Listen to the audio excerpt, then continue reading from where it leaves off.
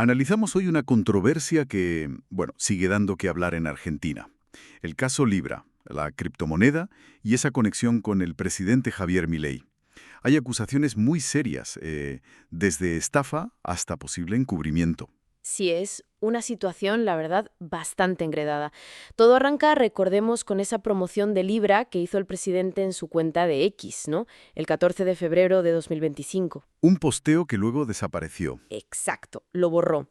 Y poco después, pues la criptomoneda se hundió, dejando a muchos inversores afectados. Para entender lo último, nos basamos en denuncias parlamentarias, testimonios de afectados y también la versión del creador del proyecto. Vale, o sea, el objetivo hoy es ver qué hay de nuevo. Tenemos, por un lado, la denuncia contra la Oficina Anticorrupción, luego el testimonio de un querellante clave, la defensa de uno de los supuestos creadores.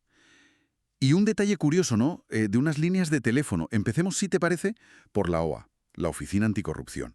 ¿Qué pasa ahí? Pues que dos diputados de la coalición cívica, Maximiliano Ferraro y Mónica Frade, han presentado una denuncia penal contra el titular, Alejandro Melik. Le acusan de presunto abuso de autoridad y de incumplimiento de deberes. Entiendo. Y el centro de la denuncia es una resolución que sacó la OA que, bueno, básicamente exculpaba a Milei, ¿no?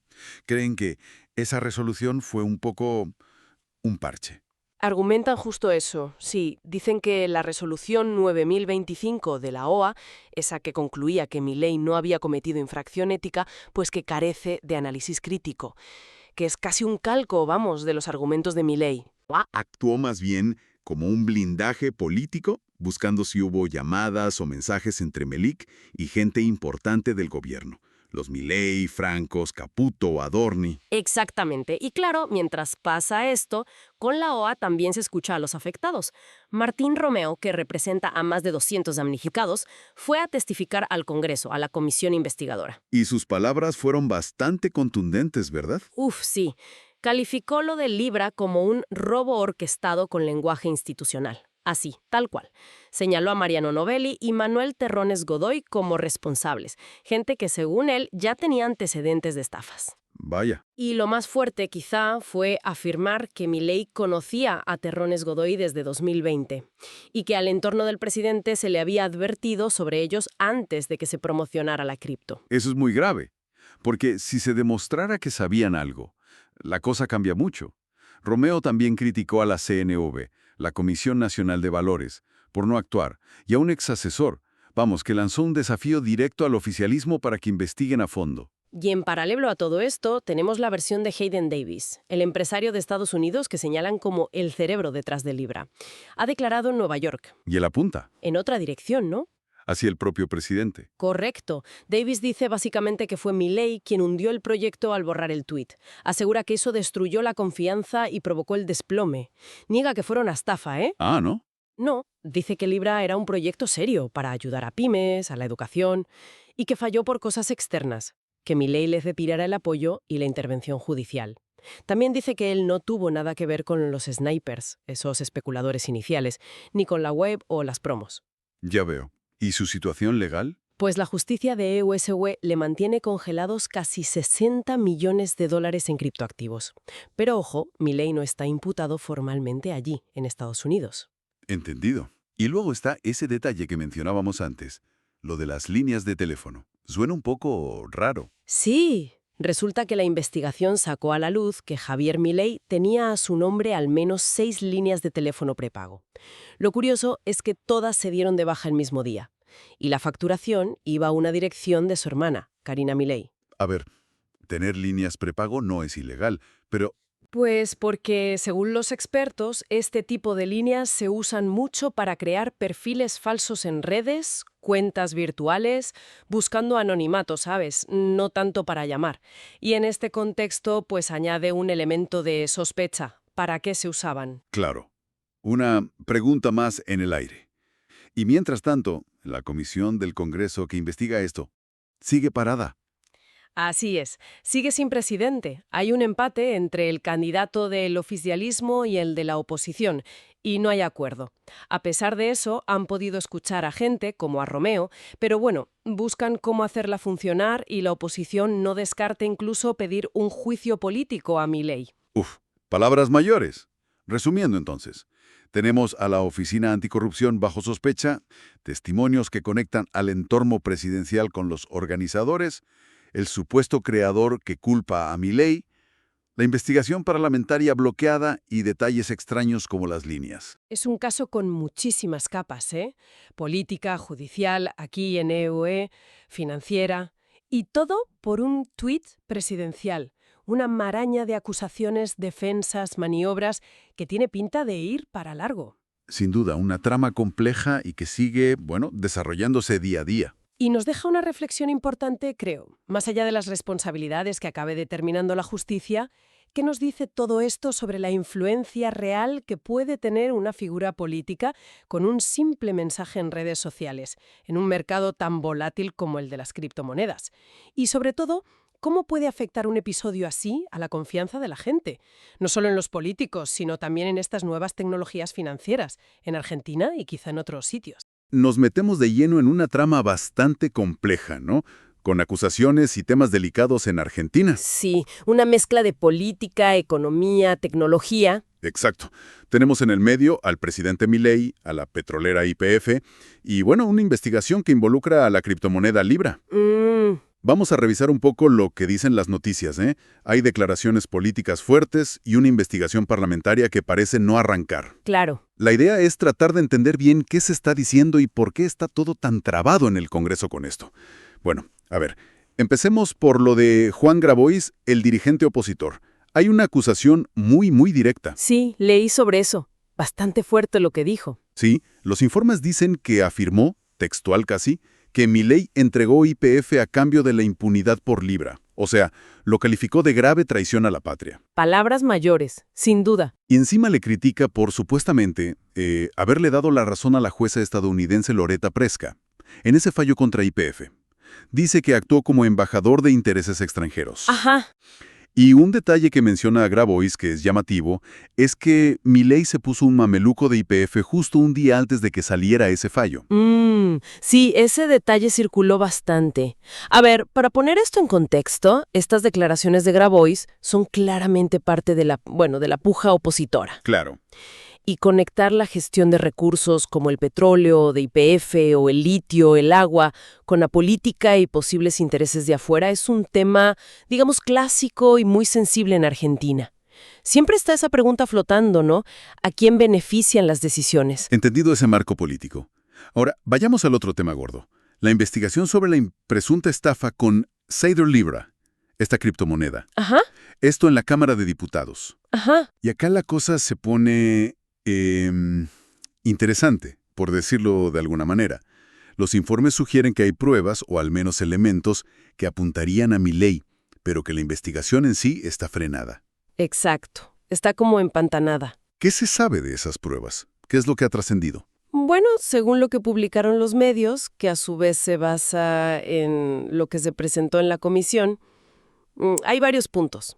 Primero, un análisis técnico de Santiago Siri. ¿Qué dice ese análisis? Bueno, parece que conectaría la cuenta X, la de Twitter antes, de Milei, con la creación misma del token Libra. O sea, la vincula directamente. Ah, mira vos. ¿Y qué más? Después está el testimonio de un afectado, Martín Romeo. Él habló de billeteras virtuales, cuentas digitales, que habrían recibido plata justo antes de un tuit de Milei que promocionaba la cripto. O sea, fondos que llegaron justo antes del empujón público. Eso es lo que se sugiere, sí. Y hay otro elemento más que viene de afuera. ¿Algo de Estados Unidos mencionaste antes? Exacto. Una declaración judicial allá, de un tal Hayden Davis, que identifican como el creador de Libra. ¿Y qué dijo él? Bueno, según los reportes, su versión no coincide con la de Milei. De hecho, sugeriría que sí hubo contacto con gente del entorno del presidente. Incluso se habla de llamadas encriptadas, ¿viste? Que habría recibido Davis en su celular mientras estaba acá en Buenos Aires. Son indicios técnicos y testimonios que, según las fuentes, abren preguntas. Tenemos estos elementos sobre la mesa, pero decías que la investigación está trabada. ¿Qué es lo que no deja que avance? ¿El nudo dónde está? Parece que es un nudo más bien político y de procedimiento. Se habla de un empate en la comisión que tiene que investigar esto, Y si hay empate no pueden ni nombrar presidente, ni secretario, ni aprobar el reglamento para empezar a funcionar. O sea, parálisis total por falta de acuerdo. Exacto. Y además parece que hay desconfianza entre los propios bloques de la oposición.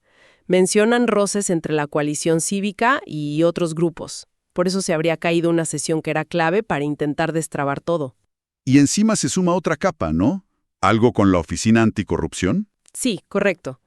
Otro dato que salió en las noticias es que diputados de la coalición cívica denunciaron a la Oficina Anticorrupción, que depende del Ejecutivo. ¿Por qué? La acusan de haber cerrado muy rápido una investigación administrativa que tenían sobre Milei por este mismo tema. Dicen que aceptaron sus explicaciones sin investigar a fondo, según los denunciantes. Ahí ves cómo se cursa todo. Criptomonedas, política al más alto nivel y los organismos de control. Y lo último, según otra fuente, es que diputados de Unión por la Patria le pidieron formalmente al presidente de la Comisión de Asuntos Constitucionales que convoque ya mismo, urgente, para tratar la creación de esta comisión investigadora sobre Libra. Ajá. Dicen que es por la gravedad institucional y la resonancia política y judicial del caso. O sea, meten presión para que se active. Entonces, resumiendo un poco. Tenemos por un lado acusaciones políticas muy, muy serias que intentan conectar dos temas enormes como YPF y Libra. Sí. Por otro lado, elementos técnicos y testimoniales que, según lo que informa la prensa, se presentaron en el Congreso y generan dudas importantes. Pero, al mismo tiempo, un bloqueo político y de procedimientos en el Congreso que impide que la investigación formal avance. Y esto, inevitablemente hace que uno se pregunte por cómo funcionan los mecanismos para rendir cuentas, ¿no? Clarísimo. Entonces, recapitulando, vimos las acusaciones fuertes que conectan YPF y Libra, los detalles de la evidencia que anda dando vueltas sobre la criptomoneda y estos obstáculos políticos que frenan la investigación en el Congreso. ¿Qué nos deja pensando todo esto? Quizás, y esto ya va más allá del caso argentino puntual, nos deja pensando en si las instituciones democráticas, tal como están, realmente están preparadas para investigar bien, a fondo, y asegurar transparencia en esta era digital. Es un buen punto. Sobre todo cuando tenés controversias que mezclan tecnologías financieras nuevas, operaciones que cruzan fronteras y figuras políticas con muchísimo poder. Queda abierta la pregunta, ¿no?, sobre la agilidad y la capacidad real de los sistemas de control frente a estos desafíos tan nuevos y complejos. Hoy vamos a hablar de una reflexión bastante curiosa, de Elon Musk. Concretamente sobre aquel momento, que dio bastante que hablar, de él con una motosierra. Una que le regaló Javier Milei, el presidente argentino. Sí, fue en una cumbre conservadora. Hemos estado mirando un artículo reciente de La Política Online que lo cuenta con detalle. Vale, pues vamos a meternos a fondo.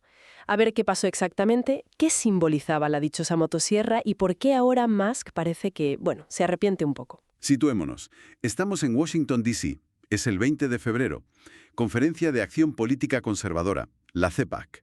Y ahí está Elon Musk en el escenario posando con una motosierra. Que le acababa de dar Javier Milei, ¿sí? Exacto. Y claro, la motosierra no es un objeto porque sí. Es como el emblema, ¿no? Totalmente. Es el símbolo de los recortes a lo bestia que propone Milei de su política libertaria. Un gesto con mucho, mucho peso simbólico. Claro, y es importante ver cuándo pasó esto. En febrero, Musk todavía estaba, digamos en buenos términos con el entorno de Trump. La fuente que consultamos cuenta cómo Milei le entrega la motosierra allí mismo en el escenario. Incluso mencionan una observación curiosa de alguien que conoce bien la política de Estados Unidos. Dijo que Milei en ese momento parecía un Susano. ¿Un Susano? O sea, como... Pues sí, una forma coloquial de decir que parecía como un asistente muy, muy diligente, casi servil con Musk en ese momento, público. Y aquí es donde la cosa se pone realmente interesante. Porque el cambio de opinión de Musk, o al menos esta reflexión que hace pública, llega meses después. Y lo hace en Twitter, como no, en su propia red. Ajá. Estaba comentando algo sobre el techo de deuda de Estados Unidos. Y lanzó como una crítica, bastante directa a un plan de Trump. Y entonces un usuario le salta y le echa en cara justo la escena de la motosierra. Le dijo algo así como que no había estado muy fino haciendo el payaso con ella, ¿no? Eso es. Y la respuesta de Musk, fíjate, fue llamativa.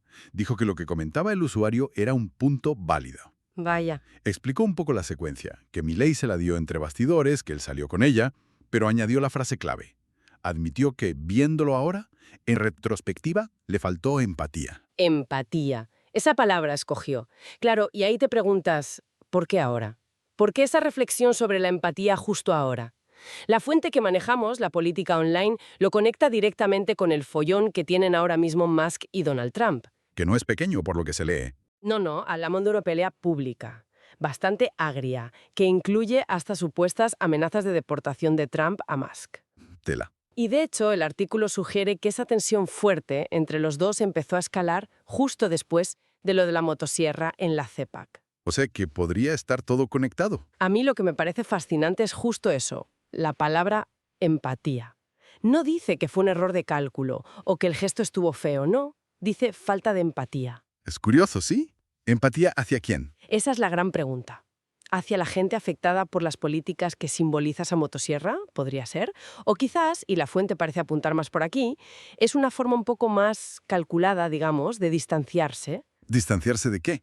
Pues de la imagen agresiva de ese símbolo, ¿no? Justo ahora que está enfrentado abiertamente a Trump, que es otra figura potente del mismo espectro conservador. Entiendo. Como para marcar distancias ahora que le conviene.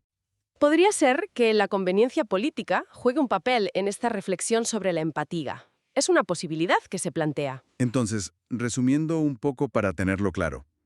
Tenemos el acto. CPAC, Musk, la motosierra de Milei, todo el simbolismo que lleva. Sí. Luego, meses después, la reflexión de Musk en Twitter. Me faltó empatía. Y todo esto, según sugiere la fuente, ocurre mientras crece una disputa muy pública con Donald Trump. Una disputa que, ojo, podría haber empezado justo después de aquel momento. La verdad es que la secuencia da que pensar. Sí. Y esto nos deja una pregunta interesante sobre la mesa, ¿no? ¿Hasta qué punto los gestos simbólicos que se hacen en política, a lo mejor para ganar puntos o mostrar afinidad en un momento dado, Pueden volverse en tu contra. exacto, hasta qué punto pueden convertirse en un problema, en algo contraproducente, cuando cambian las alianzas o surgen nuevos conflictos? Es interesante ver cómo los símbolos tienen una vida útil y a veces un riesgo asociado para las figuras públicas. Desde luego, un buen ejemplo de cómo las acciones y los símbolos del pasado se pueden releer con las gafas del presente. Un punto clave para la reflexión, sin duda.